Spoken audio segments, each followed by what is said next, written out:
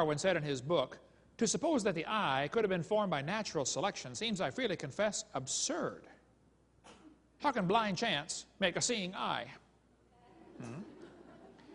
After saying this, Darwin went on for the next couple of pages to try to explain how he thought it might have happened. Anyway, he still believed it, but he said it was clearly absurd. The back of your eyeball is about 1 square inch, and yet it contains 137 million light-sensitive cells. How would you like to be the electrician, to hook up 137 million connections in 1 square inch? My Heavenly Father did. He's pretty smart, ain't he? I got a call from an atheist one time. We actually did a debate on the radio. He said, "Hovind, you're dumb." He said, "Don't you know the eye is an example of poor design?" I said, "Really?" He said, "Yeah, it's wired backwards." He said, "The blood vessels are in front of the retina, and the light coming through has to go through the blood vessels to hit the retina, and it blocks out some of the light." He said, "The octopus has a much better eye because their blood vessels are behind the retina." I said, "Well, sir, let me explain a couple things to you." I said, "We live in the air. Air does not block UV light very well, and UV light will destroy your retina.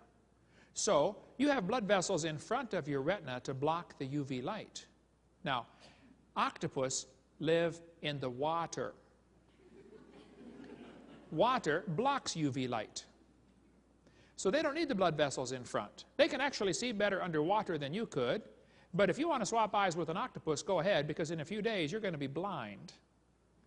So we are designed just fine for living in the air, and they are designed just fine for living in the water." I said, "Do you have any other dumb questions?" No, that was it. Click, hung up. What they're trying to say is God wouldn't have done it that way, so it must have evolved. Well, that's a dumb argument for evolution. Arguing against creation is not proof for evolution. You know, they say it would take 100 years of Cray computer time to simulate what takes place in your eye many times every second.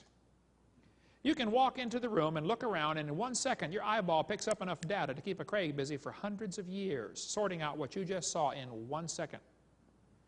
This textbook, though, says the complex structure of the human eye may be the product of millions of years of evolution. Why doesn't God get the glory for what he made, huh? This textbook shows 2 different types of animals' eyes, and it says, boys and girls, you can better understand how the eye might have evolved if you picture a series of changes. In other words, you have to imagine how it happened. That's because we never really observe it. You just imagine that it happened. That's not science, folks. You can imagine all you want, but that's not observable, testable, demonstrable. It's a lie. The eye is far too complex to have evolved from anything. It had to be designed. The Bible says God formed the eye. That's the only way I can explain it. Somebody extremely smart had to make it. Science deals with things we can observe and test and study and demonstrate.